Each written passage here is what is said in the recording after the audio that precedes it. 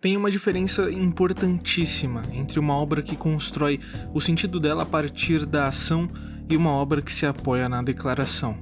Uma narrativa que mostra pressupõe um espectador capaz de observar, relacionar elementos, inferir significados. Uma narrativa que explica parte do princípio oposto, o de que o sentido precisa ser verbalizado, reiterado e protegido contra qualquer ambiguidade possível, ou a pessoa que está assistindo vai ficar perdida, por mais simples que a trama seja. Essa técnica é conhecida como Show, Don't Tell, que em tradução livre seria Mostre, Não Conte. E ela nunca foi um dogma da escrita, mas ela é muito apreciada entre a grande maioria dos escritores e roteiristas. Essa técnica é uma solução prática para um problema narrativo dos quais muitos escritores sofrem, que é como permitir que a experiência preceda a explicação. Mostrar não significa esconder a informação, mas distribuir essa informação no tempo e no espaço de uma forma que a pessoa que está acompanhando a história participe ativamente da construção do significado. E essa técnica coloca a gente, consumidores, num sistema de confiança. A gente confia que os roteiristas vão fazer um bom trabalho ao contar uma história decente, e os roteiristas confiam que nós vamos entender as pistas e o subtexto que eles deixaram ali. Lembra quando você assistiu The Walking Dead e de pouco em pouco você foi reparando que o Shane era um cara antissocial no pior sentido desse termo? Ou quando você viu Game of Thrones e reparou também que o Joffrey sofria de alguma psicopatia bem insana? Eu nunca mais vou cantá-la. Diga o que você prefere, seus dedos ou sua língua. Se tivesse que escolher, o que ia preferir? Eu poderia cortar sua garganta. Todo homem precisa das mãos majestade. Ótimo. Língua, então. Em nenhum momento, nenhuma dessas duas séries vai precisar te falar que esses personagens têm algum tipo de transtorno, ou então diagnosticar eles, porque eles aparecem e através das ações deles, a gente simplesmente entende que eles são quem eles são. Isso é o mostre, não conte. O que a gente tá vendo hoje é o abandono dessa técnica. Ou melhor, a substituição dela pelo inverso disso.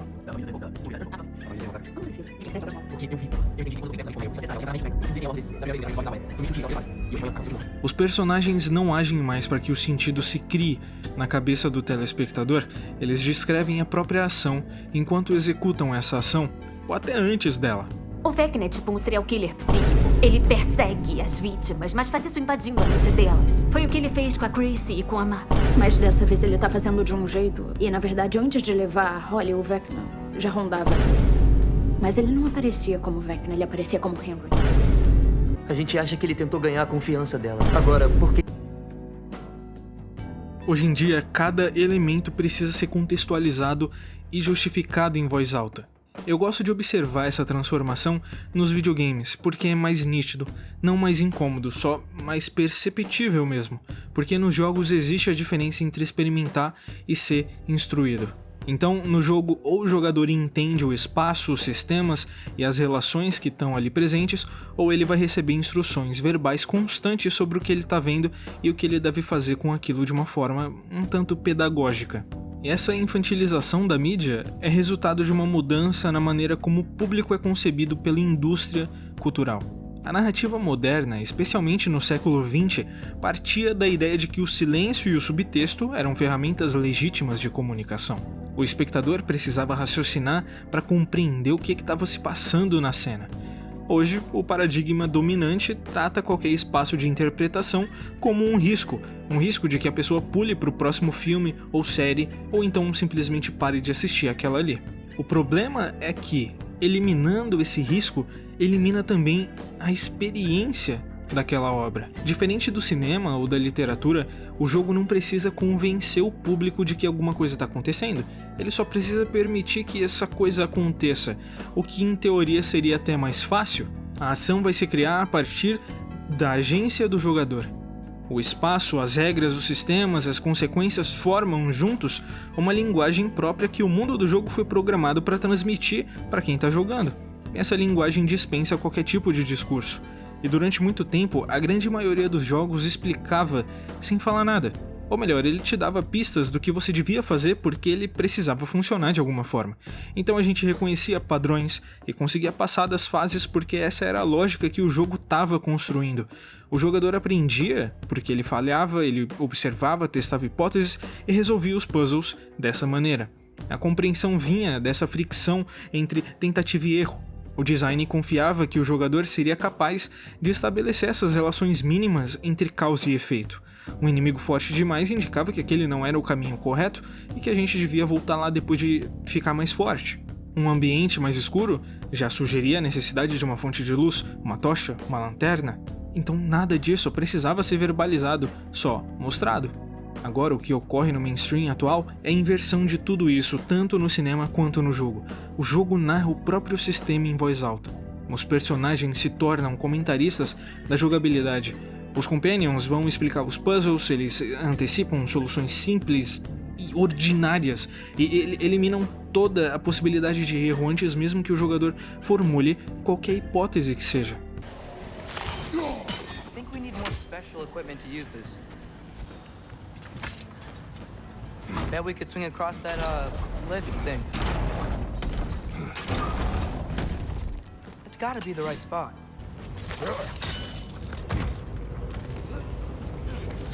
Those barrels.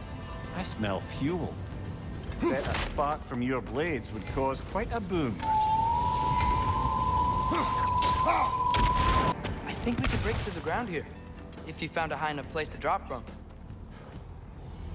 Então, quando o jogo não tolera mais esses segundinhos que a gente precisa para pensar em como resolver o problema que ele mesmo propôs, uma coisa fundamental acaba se perdendo no meio do caminho. A presença constante de dicas verbais me parece mais um medo de que o jogador vai se sentir incompetente, frustrado ou pior para eles, entediado. O problema é que esse medo nem vem realmente do jogador, mas de métricas. Tudo é cada vez mais orientado por dados de gente dropando o jogo ou por tempo de sessão, taxa de retenção dos filmes, das séries, tempo que a pessoa gastou naquela sessão do jogo. E o resultado dessa bobagem toda é uma obra que se antecipa ao pensamento para evitar que o consumidor pense por conta própria. Isso empobrece qualquer narrativa e o próprio jogo enquanto jogo, a própria série enquanto uma história que está sendo contada. Um puzzle resolvido por um personagem não é um puzzle. A interatividade é performática, é boba. O jogador aperta botões para validar uma decisão que já foi tomada por outra instância narrativa que não seja eu. Essa lógica se conecta diretamente à forma como o público é imaginado. É alguém que precisa ser constantemente assegurado de que está no caminho certo. Não pode ter espaço para dúvida, porque dúvida é frustração. Silêncio é falta de estímulo. Então, o videogame, que podia ser o espaço por excelência do mostrar, virou um dos maiores exemplos contemporâneos de contar excessivo. Uma escolha que prioriza a fluidez superficial dessa experiência em detrimento da densidade simbólica que o meio é capaz de sustentar. No cinema e nas séries, essa técnica vai sumindo nesse esvaziamento do diálogo como um lugar de tensão. O diálogo, que historicamente servia para revelar um caráter, um conflito ou enriquecer um subtexto, foi se tornando um mecanismo para estabilizar e expor a narrativa. O diálogo está sendo usado hoje em dia para garantir que ninguém vai ficar para trás, que nenhuma inferência precisa ser feita sem a confirmação da própria obra. O resultado é um tipo muito específico de fala, que seria o diálogo relatório. São personagens descrevendo o que acabou de acontecer, o que está acontecendo e o que está prestes a acontecer.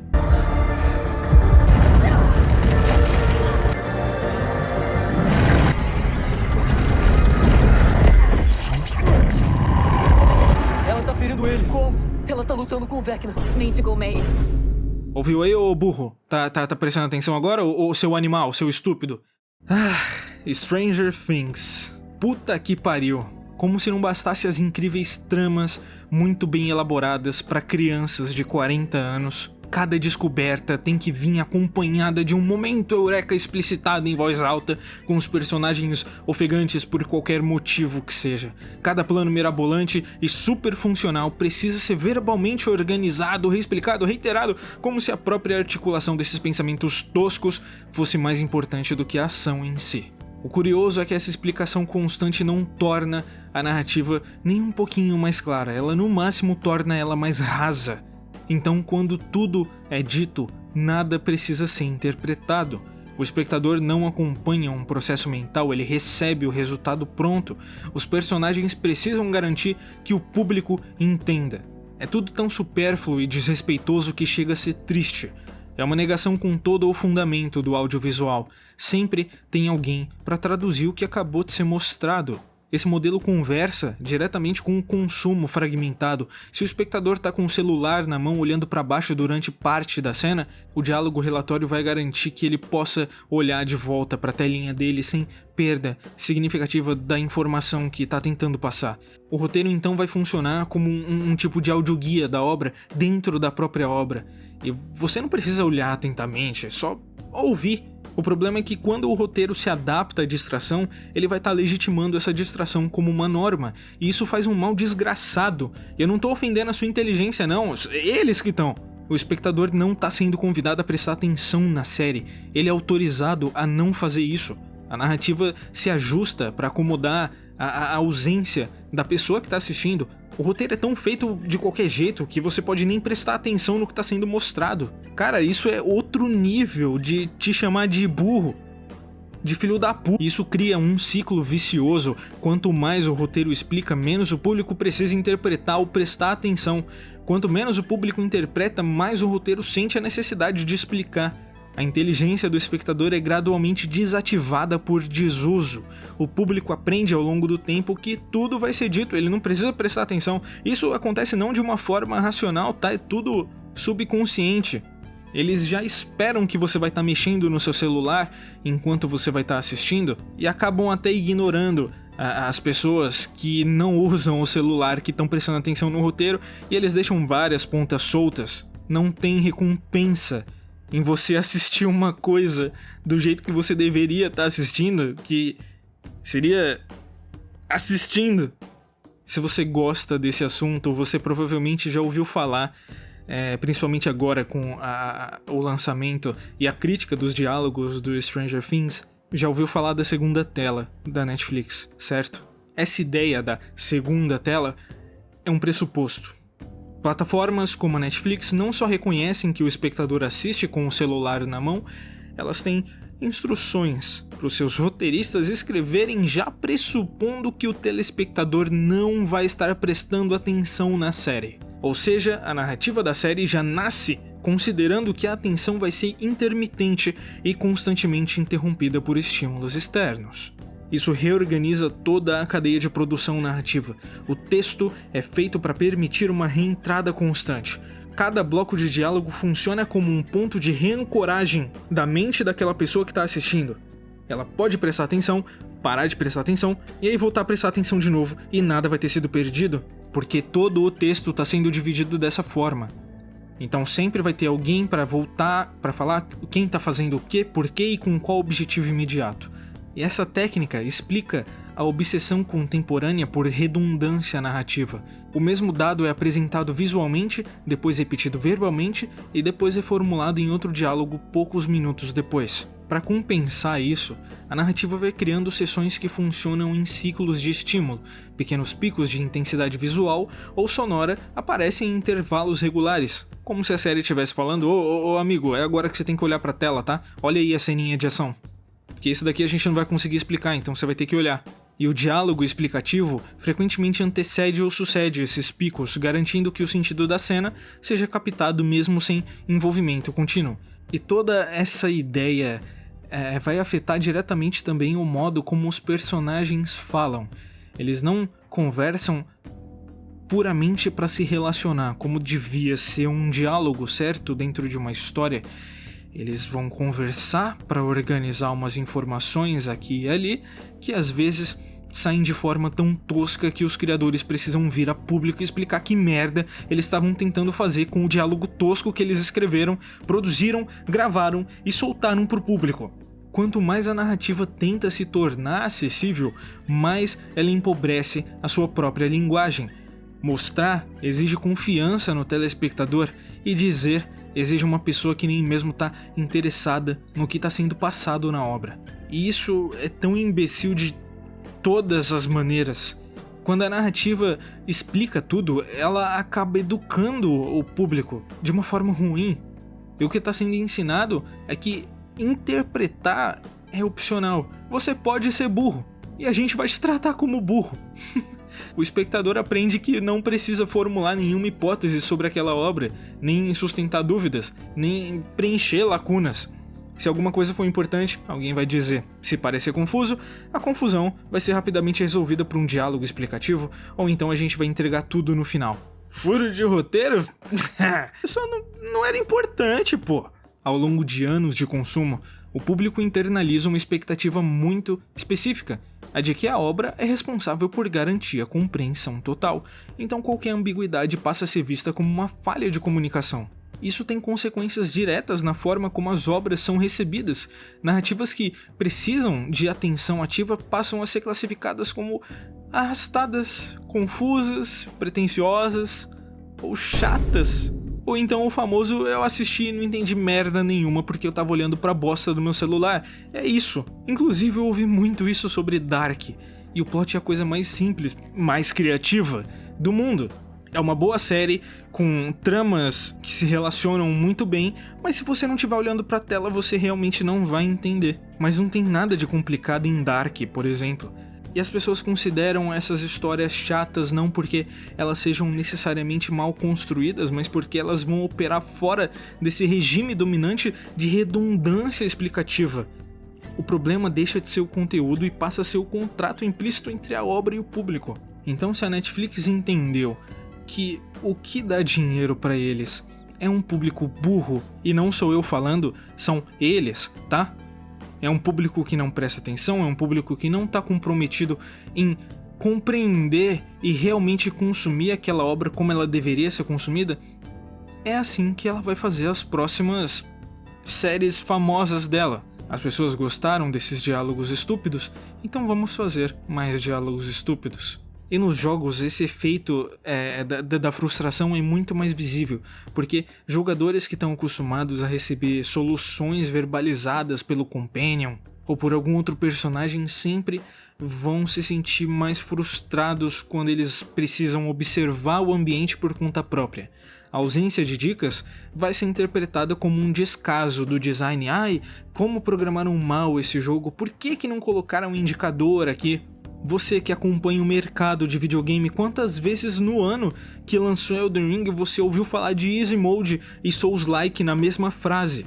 O jogo começa a perder a sua função pedagógica implícita e se reduz a um fluxo de tarefas guiadas que são tristes. É triste quando um jogo só te fala o que fazer o tempo inteiro e você não tem nenhuma agência, você não pode resolver uma missão do seu jeito, você não pode explorar o mapa e achar uma coisa antes da outra, tudo tem que seguir uma linha. Até um jogo mundo aberto parece que é mais linear do que qualquer coisa com uma puta lista de tarefa que você vai lá caçar colecionável e depois matar alguém e vai, porque o jogo não te dá liberdade nenhuma, porque ele é feito pra crianças ou pra gente com mau gosto. Quando eu era criança eu nunca tive um console da Nintendo, e depois de adolescente esses jogos da empresa me pareciam infantilizados demais.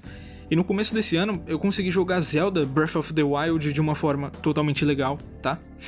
No meu PC. E joguei por cerca de umas 10 horas. E foi tempo suficiente para uma coisa ficar muito clara: absolutamente todos os puzzles do jogo exigiam mais raciocínio do que a grande maioria dos puzzles de jogos da Sony, como o God of War. Não mais explicação, não mais complexidade vocal, mas só mais pensamento, um pouquinho mais de raciocínio. E isso faz bem, não só para as crianças que vão jogar o jogo, mas até para os adultos que vão consumir aquilo. Esses puzzles, eles funcionam porque o jogo constrói um sistema coerente e confia que o jogador vai ser capaz de explorar isso. O jogo não tem pressa em te salvar dessa dúvida.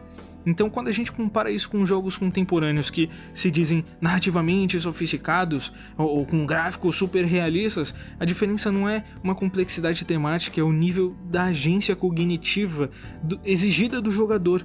Em muitos AAAs atuais, o puzzle não tá lá para ser resolvido, ele tá lá só para você passar por ele, aumentar as suas horinhas de jogo. A função do puzzle não é mais estimular o pensamento, esses puzzles são mais empecilhos que estão ali só para regular o ritmo da sua experiência. Um pouquinho de combate, um pouquinho de puzzle e agora um pouquinho de exploração. E é tudo guiado, é tudo artificial.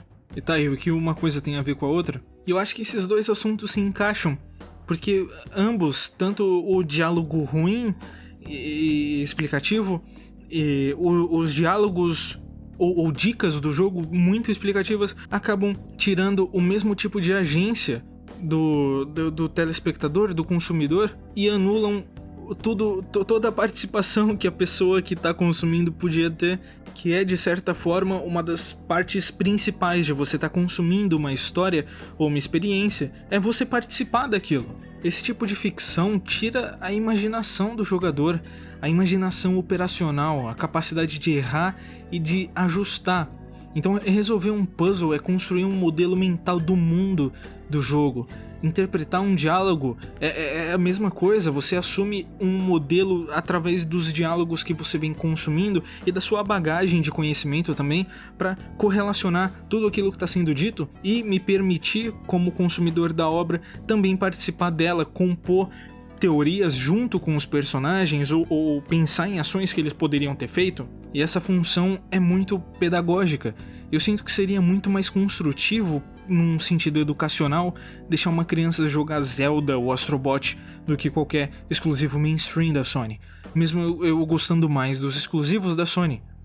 Querendo ou não, esses jogos sempre foram exercícios de lógica, entender padrões de comportamento, limites de recursos, relações espaciais, lugares com itens secretos. Tudo isso vai ativar processos cognitivos complexos de forma lúdica, sem a formalidade de um problema matemático, mas com um rigor estrutural semelhante.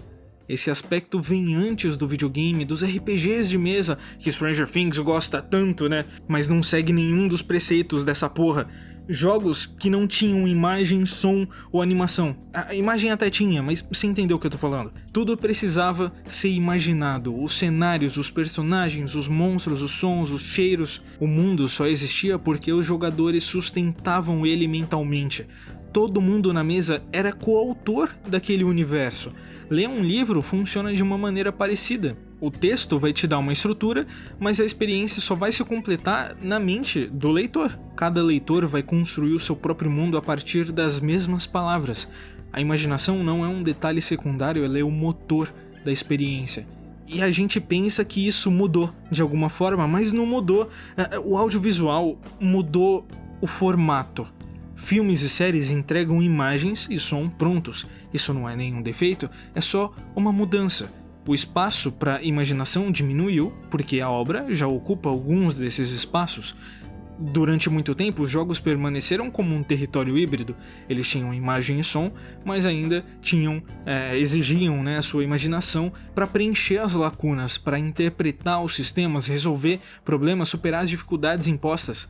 Hoje em dia, os jogos explicam demais e não só facilitam a experiência, como substituem o pensamento do jogador.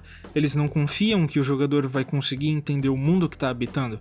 Eu não vejo problema na tinta amarela, por exemplo, mas é um sintoma visual disso. E o pior é que essa lógica começa a contaminar tudo. Nos filmes a gente não precisa mais interpretar os olhares, nem tem mais olhares.